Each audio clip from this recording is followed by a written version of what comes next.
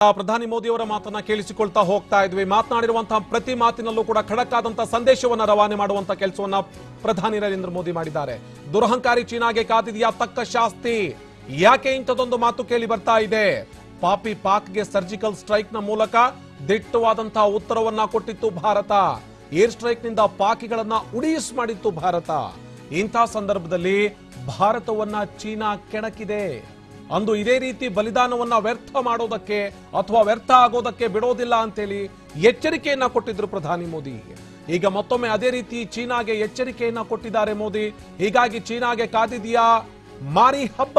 ಯಾಕೆ ಇಂಥದೊಂದು ಪದವನ್ನ ಬಳಸ್ತಾ ಇದೀವಿ ಅಂತ ಹೇಳಿದ್ರೆ, ಸುಮ್ಮನಿದ್ದಂತ ಭಾರತದ ಸೈನಿಕರನ್ನ ಕೆಣಕಿ ಒಂದಷ್ಟು ಸೈನಿಕರು ಹುತಾತ್ಮರಾಗುವಂತ ನಿಟ್ಟಿನಲ್ಲಿ ಹೊಡೆದು ಸಾಯಿಸಿದೆ ಚೀನಾ ಸೇನೆ. ದಿಮಾಕಿನ ಚೀನಾಗೆ ಮುಂದೆ ದೊಡ್ಡದಾದಂತಹ ಗಂಡಾಂತರ ಕಾದಿದೆಯಾ ಅಂತ. ದುರಹಂಕಾರಿ ಚೀನಾಗೆ ಕಾದಿದೆಯಾ ತಕ್ಕ ಶಾಸ್ತಿ? ಯಾಕೆ ಅಂತ ಹೇಳಿದ್ರೆ, ಇಲ್ಲಿ ಪಾಕಿಸ್ತಾನಕ್ಕೆ ತನ್ನದೇ ರೀತಿಯಾದಂತಹ ಉತ್ತರವನ್ನ ಕೊಟ್ಟಿತ್ತು ಭಾರತ. ಸರ್ಜಿಕಲ್ ಸ್ಟ್ರೈಕ್ ನ ಮೂಲಕ ಉತ್ತರ ಕೊಟ್ಟು ಇಡೀ ವಿಶ್ವವೇ ನಿಬ್ಬೆರಗಾಗಿತ್ತು.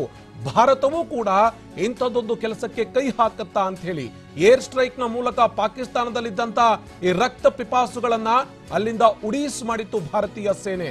ಅಂದು ಇದೇ ರೀತಿಯಾದಂತಹ ಎಚ್ಚರಿಕೆಯ ಖಡಕ್ ಸಂದೇಶವನ್ನ ಪ್ರಧಾನಿ ಮೋದಿ ಕೊಟ್ಟಿದ್ರು.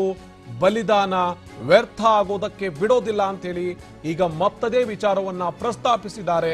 ಡ್ರ್ಯಾಗನ್ ದೇಶದ ಹುಟ್ಟಡಗಿಸುವತ್ತ ಮೋದಿ ಚಿತ್ತ ಇದೆಯಾ ಅನ್ನುವಂತ ಪ್ರಶ್ನೆ ಕಾಡ್ತಾ ಇದೆ. त्याग और शांति की, पूरी मानवता के कल्याण की कामना की है. हमने हमेशा से ही अपने पड़ोसियों के साथ एक कोऑपरेटिव और फ्रेंडली तरीके से मिलकर काम किया है. हमेशा उनके विकास और कल्याण की कामना की है.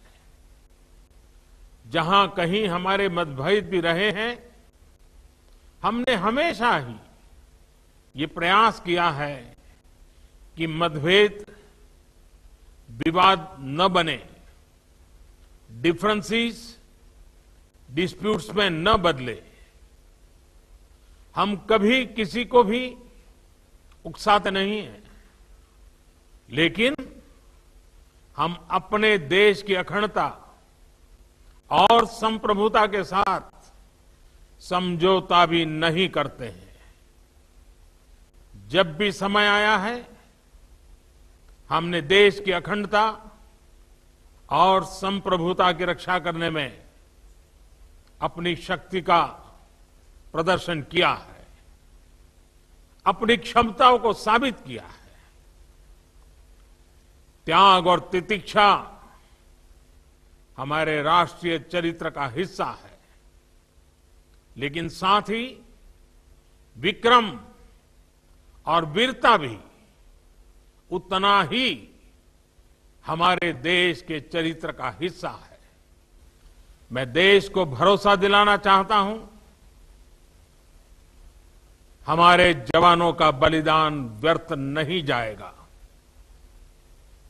हमारे लिए भारत की अखंडता और संप्रभुता सर्वोच्च है, और इसकी रक्षा करने से हमें कोई भी रोक नहीं सकता. इस बारे में किसी को भी जरा भी भ्रम या संदेह नहीं होना चाहिए.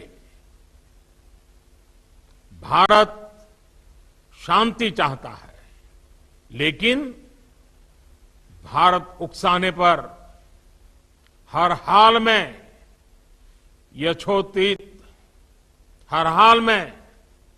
यथोचित जवाब देने में सक्षम है. और हमारे दिवंगत शहीद वीर जवानों के विषय में देश को इस बात का गर्व होगा कि वे मारते मारते मरे हैं. अभी मेरा आप सभी से, सभी आदरणीय मुख्यमंत्री जी से, सभी यहां इस मीटिंग में, वर्चुअल मीटिंग में उपस्थित आप सभी से आग्रह है। ಖಡಕ್ ಆಗಿರುವಂತಹ ಸಂದೇಶವನ್ನ ಇಲ್ಲಿ ಪ್ರಧಾನಿ ಮೋದಿ ಕೊಟ್ಟಿದ್ದಾರೆ. ಜೊತೆಗೆ ಹರಿಯವರಿದ್ದಾರೆ. ಸರ್, ಗಮನಿಸ್ತಾ ಇದ್ವಿ ಖಡಕ್ ಆಗಿರುವಂತಹ ಸಂದೇಶ, ವ್ಯರ್ಥ ಆಗೋದಕ್ಕೆ ಬಿಡೋದಿಲ್ಲ ಅನ್ನುವಂತ ಮೆಸೇಜ್ ಪಾಸ್ ಮಾಡ್ತಾ ಇದ್ದಾರೆ. ಏನ್ ಅನ್ಸುತ್ತೆ ಅಂತ ಈ ಕ್ಷಣದಲ್ಲಿ? ಈ ಮೆಸೇಜಿನ ಅರ್ಥನೇ ಇದು. ನಾವು ಅಷ್ಟು ಸುಲಭವಾಗಿ ತಲೆ ಬಗ್ಗಿಸುವಂತ ಅಂತ ಅಲ್ಲ. ನಿಮ್ಮ ಹೆಬ್ಬೆರಳು, ನಮ್ಮ ಭಾರತ ದೇಶದ ಒಂದು ಇಂಚನ್ನ ಟಚ್ ಮಾಡಿದ್ರು ಆ ಹೆಬ್ಬೆರಳು ಅಲ್ಲೇ ಕಟ್ ಮಾಡಿ ಕಳಿಸ್ತೇವೆ. ಇದು ನಮ್ಮ ಮಾತೃಭೂಮಿ. ಇದಕ್ಕೋಸ್ಕರ ಎಷ್ಟೇ ಬಲಿದಾನವಾಗ್ಲಿಕ್ಕೂ ಸಹ ನಾವು ರೆಡಿ ಇದ್ದೇವೆ. ಆದರೆ ನಮ್ಮ ತಲೆ ಮಾತ್ರ ನಿಮ್ಮ ಎದುರಿಗೆ ಬಗ್ಗಿಸಲಿಕ್ಕೆ ಸಾಧ್ಯ ಇಲ್ಲ. ಈ ಒಂದು ಸಂದೇಶವನ್ನು ಕ್ಲಿಯರ್ ಆಗಿ ಹೇಳಿದ್ದಾರೆ. ಇದು ಬಹಳ ವರ್ಷಗಳಾದ ಮೇಲೆ ಇಂತಹ ಒಂದು ಪ್ರಧಾನಮಂತ್ರಿಯವರು ಹೇಳಿದ್ದು ನಮಗೆಲ್ಲ ಪ್ರೇರಣೆ ಆಗಬೇಕಿದು. ಇದು ಅವರ ಬೇಕಾದ್ರೆ ಎಷ್ಟೇ ಸುಪ್ರಿಯಾರಿಟಿ ಇರಲಿ, ಅವ್ರಿಗೆ ಎಂತಹ ಒಂದು ಆಯುಧಗಳನ್ನ ಇಟ್ಕೊಳ್ಳಿ, ಎಷ್ಟೇ ಸೋಲ್ಜರ್ಸ್ಗಳಿರಲಿ, ಆದರೆ ನಮ್ಮ ಸ್ವಾಭಿಮಾನಕ್ಕೆ ಧಕ್ಕ ಆಗದಂಗೆ ನಮ್ಮ ಮಾತೃಭೂಮಿಯ ರಕ್ಷಣೆ ನಾವು ಮಾಡಬೇಕಾದ್ರೆ ನಮಗೆ ಕಂಪ್ಲೀಟ್ ವಿಶ್ವಾಸ ಇದೆ. ನಮ್ಮ ಸೋಲ್ಜರ್ಸ್ಗಳು ಲಾಸ್ಟ್ ಮ್ಯಾನ್ ಲಾಸ್ಟ್ ಬುಲೆಟ್ ವರೆಗೂ ಫೈಟ್ ಮಾಡ್ತಾರೆ. ನಾನು ಇದೊಂದು ಪ್ರೇರಣೆ ಆಗಿರ್ಬೇಕು ಅಂತೇಳಿ ಈ ಪ್ರಧಾನಿಯವರ ಮಾತನ್ನ ನಾವು ಕೇಳಿದ್ರೆ ಅದು ತುಂಬಾ ಒಂದು, ನಾನು ಮುಂಚೆ ಹೇಳಿದಾಗೆ ಈ ಎಲ್ಲ ಸ್ವರ್ಗಸ್ಥರಾದ ವೀರ ಸ್ವರ್ಗವನ್ನು ಪ್ರಾಪ್ತ ಮಾಡಿದ ನಮ್ಮ ಸೈನಿಕ ಅಧಿಕಾರಿಗಳಿಗೋಸ್ಕರ ಕಡಿಮೆ ಅಂದ್ರೆ ನಮ್ಮ ಕೆಲಸದಲ್ಲಿ ದೇವಸ್ಥಾನಗಳಲ್ಲಿ, ಚರ್ಚಲ್ಲಿ, ಮಸೀದಿಯಲ್ಲಿ ಒಂದು ಪ್ರಾರ್ಥನೆ ಸಲ್ಲಲಿ, ಒಂದು ದೀಪ ಹಚ್ಚಲಿ. ಇದನ್ನು ನಾವೊಂದು ಏಕತೆ, ನಮ್ಮ ಸಾರ್ವಭೌಮತೆ ಒಂದು ಪ್ರತೀಕವಾಗಿ, ಒಂದು ಸಾಕ್ಷಾಧಾರವಾಗಿ ನಾವು ಕೊಡೋಣ.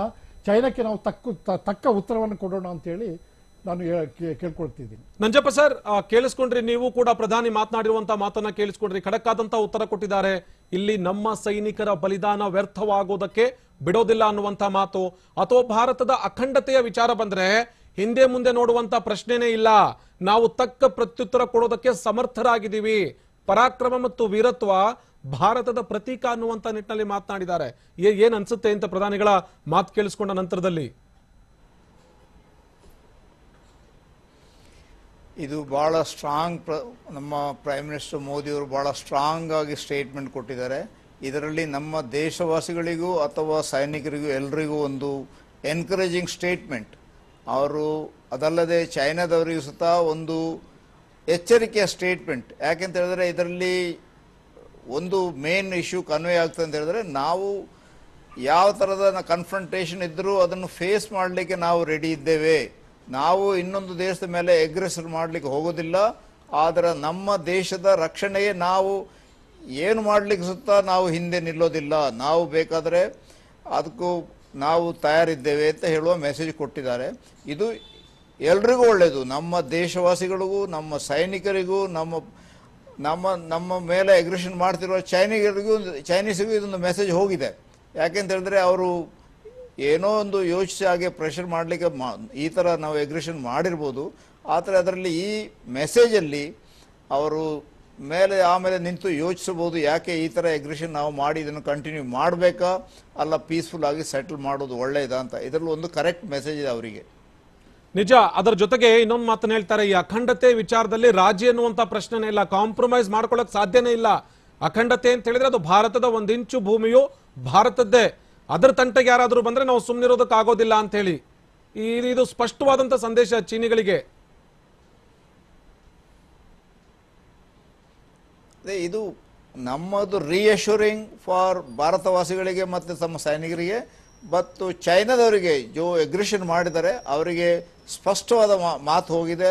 ಯಾಕೆಂತ ಹೇಳಿದ್ರೆ ನಮ್ಮ ಇಂಡಿಯಾದ ಜೊತೆಯಲ್ಲಿ ಬಾಕಿ ಚಿಕ್ಕ ಚಿಕ್ಕ ದೇಶದವ್ರ ಜೊತೆಯಲ್ಲಿ ಅವರು ಮಾಡ್ತಾರಲ್ಲ, ಆ ಥರ ಮಾಡಲಿಕ್ಕೆ ಬಂದರೆ ಪ್ರಯೋಜನ ಇಲ್ಲ. ಅವರಿಗೆ ಅದರಲ್ಲಿ ಏನು ಅಡ್ವಾಂಟೇಜ್ ಸಿಕ್ಕಲಿಕ್ಕಿಲ್ಲ. ಅವರು ಸುಮ್ಮನೆ ಈಗ ಸೆಟಲ್ ಮಾಡೋದೇ ಒಳ್ಳೆಯದು, ಈಗ ಮಾಡಿದ ತಪ್ಪನ್ನು ಒಪ್ಪಿಕೊಂಡು ಅವರು ವಿಡ್ರಾ ಮಾಡೋದೇ ಒಳ್ಳೆಯದು ಅಂತ ಅವ್ರಿಗೆ ಮೆಸೇಜ್ ಹೋಗಿದೆ. ಅವರು ಏನು ಮಾಡ್ತಾರೆ ಅಂತ ನೋಡಬೇಕು. ಯಾಕೆಂತ ಹೇಳಿದ್ರೆ ಇದು ಮಿಲಿಟರಿ ಲೆವೆಲಲ್ಲಿ ಮಾತಾಡ್ತಿದ್ದಾರೆ, ಅವರು ಡಿಪ್ಲೊಮ್ಯಾಟಿಕ್ ಲೆವೆಲಲ್ಲಿ ಮಾತಾಡ್ತಾ ಇರ್ಬೋದು, ಪಾಲಿಟಿಕಲ್ ಲೆವೆಲಲ್ಲಿ ಮೆಸೇಜ್ ಹೋಗಿದೆ. ಆದರೆ ಚೈನಾದ ಈ ಥರ ಅಗ್ರೆಸಿವ್ ಆ್ಯಕ್ಷನಲ್ಲಿ ಲಡಾಖಲ್ಲಿ ಆಗಿದೆಲ್ಲ, ಅದು ಬರೀ ಸೇನೆಯ ಆ್ಯಕ್ಷನ್ ಅಲ್ಲ, ನನಗಾಗ್ತದೆ ಅದು ಪಾಲಿಟಿಕಲ್ ಲೆವೆಲಲ್ಲೇ ಅವರಿಗೆ ಡೈರೆಕ್ಷನ್ ಹೋಗಿದೆ. ಅದಕ್ಕಾಗಿ ಅವರು ಮಿಲಿಟರಿ ಆ್ಯಕ್ಷನ್ ಅಲ್ಲಿ ತಗೊಂಡಿದ್ದಾರೆ. ಅವರಿಗೆ ಅಲ್ಲಿಂದ ವಿಡ್ರಾ ಮಾಡಿ ವಾಪಸ್ ಹೋಗಬೇಕಾದ್ರೆ ಅವರಿಗೆ ನ್ಯಾಷನಲ್ ಲೆವೆಲಿಂದ, ಅವರ ಪಾಲಿಟಿಕಲ್ ಲೆವೆಲಿಂದ ಮೆಸೇಜ್ ಬಂದರೆ ಮಾತ್ರ ಅವ್ರು ಮಾಡ್ತಾರೆ. ಈ ಮೆಸೇಜನ್ನು ಅವರು ನೋಡಿ ಏನು ಯೋಚನೆ ಮಾಡ್ತಾರೆ, ಏನು ಪ್ಲ್ಯಾನ್ ಮಾಡ್ತಾರೆ, ಯಾವ ಅವರಿಗೂ ಮುಖಭಂಗವಾಗದಾಗೆ ಅವರಿಗೂ ಅವರ ಮರ್ಯಾದೆ ಕಡಿಮೆ ಆದಾಗ ಅವರು ಏನು ಸೆಟಲ್ಮೆಂಟ್ ಮಾಡ್ತಾರೆ ಅಂತ ನನಗೆ ನೋಡಿಸ್ಬೇಕು ಅವರೇ. ಓಕೆ, ನಮ್ಮ ಜೊತೆಗೆ ಕರ್ನಲ್ ಭಂಡಾರಿ ಅವರು ಕೂಡ ಜಾಯ್ನ್ ಆಗಿದ್ದಾರೆ. ಕರ್ನಲ್ ಭಂಡಾರಿ ಅವರೇ, ಒಂದು ವಿಚಾರ ಇತ್ತು ಇಲ್ಲಿ, ಪ್ರಧಾನಿ ಮೋದಿ ಇವತ್ತು ಕೊಟ್ಟಿರುವಂತಹ ಎಚ್ಚರಿಕೆ ಸಂದೇಶ, ಒಂದು ಕಡೆಗೆ ರಾಜಿ ಅನ್ನುವಂತಹ ಮಾತು ಭಾರತದ ಬಳಿಯಲ್ಲಿ ಇಲ್ಲವೇ ಇಲ್ಲ, ನೀವು ಹೇಗೆ ದಾಳಿ ಮಾಡ್ತೀರೋ ಅದಕ್ಕೆ ತಕ್ಕ ಹಾಗೆ ಪ್ರತ್ಯುತ್ತರ ಕೊಡ್ತೀವಿ ಅಂತೇಳಿ ಏನ್ ಮೆಸೇಜ್ ಪಾಸ್ ಮಾಡುತ್ತೆ ಇದು? ನಮ್ಮ ಸೈನಿಕರಿಗೂ ಆಗಿರ್ಬೋದು ಅಥವಾ ಚೀನಿಗಳಿಗೂ ಆಗಿರ್ಬೋದು ಅಥವಾ ಚೀನಾ ಸರ್ಕಾರಕ್ಕೂ ಆಗಿರ್ಬೋದು, ಇಡೀ ಒಟ್ಟಾರೆ ವಿಶ್ವಕ್ಕೆ ಭಂಡಾರಿ ಸರಿ ವಿಚಾರವಾಗಿ? ಹೌದು, ಇದು ನಾನು ಆಗ ಹೇಳಿದಾಗೆ, ಮುಂಚೆ ಹೇಳಿದಾಗೆ ಅವ್ರದ್ದು ಒಂದೇ ಸ್ಟೇಟ್ಮೆಂಟ್, ಅವ್ರದ್ದು ನಾವು ಎಕ್ಸ್ಪೆಕ್ಟ್ ಮಾಡಬಹುದು ಏನು ಆನ್ಸರ್ ಅಂತ ಹೇಳಿ. ಯಾವುದಕ್ಕೂ ಹೆದರುದಿಲ್ಲ. ಈಗ ಅವರು ತಪ್ಪು ಮಾಡಿದ್ದಾರೆ, ನಮ್ಮ ದೇಶಕ್ಕೆ ಬಂದು ಒಳಗೆ ಬಂದು ಇದು ಅಗತ್ಯ ಇರಲಿತ್ತು. ಮೋದಿಯವರ ಜೊತೆಗೆ 2014ನಲ್ಲಿ ಅಹಮದಾಬಾದ್ನಲ್ಲಿ ಹೋಗಿ ಎಷ್ಟು ಚೆನ್ನಾಗಿದ್ರು, ಇವರನ್ನು ಕರೆದು ಬಿಟ್ಟು ಟೀ ಇದು ಮಾಡಿದ್ರು, ಚೆನ್ನೈಯಲ್ಲಿ ಎಷ್ಟು ಸೇರಿದ್ರು, ಇವರನ್ನು ನೋಡುವಾಗ ನಮಗೆ ಆಯ್ತು ಇನ್ನು ಚೈನಾದ ಒಟ್ಟಿಗೆ ನಮಗೆ ಏನು ಸಮಸ್ಯೆ ಇಲ್ಲ ಅಂತ ಹೇಳಿ. ಆದ್ರೆ ಎಂತ ಕ್ರುಕ್ ನೋಡಿ, ಎಂತ ಕ್ರಿಕೆಟ್ನೆಸ್ ನೋಡಿ, ಕನ್ನಿಂಗ್ ನೋಡಿ ಬಂದ ಇದು ಬೇಕಿತ್ತಾ ನಮಗೆ? ಅದೊಂದು ಇಂಪ್ರೆಷನ್ ಯಾರು ಎಕ್ಸ್ಪೆಕ್ಟ್ ಮಾಡಿರ್ಲಿಲ್ಲ ಇಂಥ ನೀಚತನ ಜಿಪಿಂಗ್ ಇಂದ.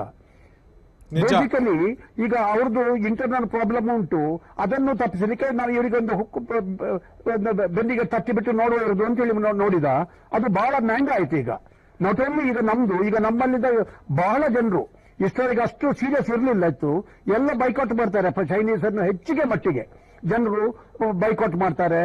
ಮತ್ತೆ ಈವನ್ ಫಾರಿನ್ ಕಂಟ್ರೀಸ್ಗೆ ಎಲ್ರಿಗೊಂದು ಇದಾಯ್ತು. ಈಗ ಇದರಲ್ಲಿ ನಮ್ಮ ಮೋದಿ ಲೀಡರ್ ಆಗಿ ಬರ್ತಾರೆ. ಈಗ ನಮ್ಮ ಎಲ್ಲ ಚಿಕ್ಕ ನೇಬರಿಂಗ್ ಕಂಟ್ರೀಸು ನಮ್ಮನ್ನು ನೋಡ್ತದೆ, ಇದು ಹೇಗೆ ಚೈನಾದ್ದು ಇಂಡಿಯಾದ ರಿಯಾಕ್ಷನ್ ಹೇಗೆ, ಹೆದರಿ ಬಿಟ್ಟು ಕೂತ್ಕೊಳ್ತಾರಾ ಅಲ್ಲ ರಿಯಾಕ್ಟ್ ಮಾಡ್ತಾರಾ ಅಂತೇಳಿ ನಾವು ನಮ್ಮ ದಿಕ್ಕತನ ನೋಡಿ ಅದು ಎಲ್ಲರೂ ಅಪ್ರಿಶಿಯೇಟ್ ಮಾಡ್ತಾರೆ, ಇದಕ್ಕೆ ಕ್ರಿಟಿಸೈಸ್ ಮಾಡ್ತಾರೆ. ಈಗ ಎಲ್ಲ ಪ್ರೆಷರ್ ಆಗ್ತಾರೆ ಚೈನಾಕ್ಕೆ, ಎಲ್ಲ ಎಳಿತಾರೆ ಚೈನಾಕ್ಕೆ, ಯಾಕೆ ಈಗ ಮಾಡ್ತೀವಿ ಅಂತೇಳಿ. ಆದ್ರೆ ಅದು ಚಿಕ್ಕ ಇಬ್ಬರ ಮಧ್ಯದಲ್ಲಿ ಆಗುದಿಲ್ಲ, ಇಬ್ಬರ ಮಧ್ಯದಲ್ಲಿ ಆಗುದಿಲ್ಲ. ಎಲ್ರಿಗೂ ಎಫೆಕ್ಟ್ ಆಗ್ತದೆ, ಎಲ್ರು ಬರ್ತಾರೆ. ಅಂದ್ರೆ ಇವತ್ತು ನಮ್ಮನ್ನಾಯ್ತು, ನಾಳೆ ಇನ್ನೊಬ್ಬನ ಆಗ್ತದೆ. ಆದ್ರಿಂದ ಅವನನ್ನು ಬಿಡುದಿಲ್ಲ, ಚೈನಾವನ್ನು ಬಿಡುದಿಲ್ಲ. ಭಂಡಾರಿ ಸರ್, ಮತ್ತೆ ನಿಮ್ ಜೊತೆಗೆ ಮಾತಾಡ್ತೀನಿ, ಮತ್ತಷ್ಟು ವಿಚಾರಗಳಿದೆ. ಅದರ ಜೊತೆಗೇನೆ ಕೊಟ್ಟಿರುವಂತಹ ಎಚ್ಚರಿಕೆಯ ಸಂದೇಶ ತೀರಾ ಖಡಕ್ ಆಗಿದೆ. ಇಂಥ ಸಂದೇಶಗಳು ಈ ಹಿಂದೆ ಕೂಡ ಕೊಟ್ಟಿದ್ರು. ಸಂದೇಶ ಕೊಟ್ಟ ನಂತರದ ಬೆಳವಣಿಗೆಯನ್ನು ನಾವು ಗಮನಿಸ್ತಾ ಹೋಗಿದ್ವಿ. ಸರ್ಜಿಕಲ್ ಸ್ಟ್ರೈಕ್ ಆಯ್ತು, ಏರ್ ಸ್ಟ್ರೈಕ್ ಆಯ್ತು, ಆ ಮೂಲಕ ಉತ್ತರ ಕೊಟ್ಟಿತ್ತು ಭಾರತ. ಈಗ ಚೀನಾಕ್ಕೂ ಕೂಡ ಅಂಥದ್ದೇ ಒಂದು ಎಚ್ಚರಿಕೆ ಸಂದೇಶವನ್ನ ಪ್ರಧಾನಿ ಮೋದಿ ಕೊಟ್ಟಿದ್ದಾರೆ. ನಮ್ಮೂರು ಪ್ರತಿದಿನ ರಾತ್ರಿ 8 ಗಂಟೆಗೆ TV9 ನಲ್ಲಿ ಮಾತ್ರ.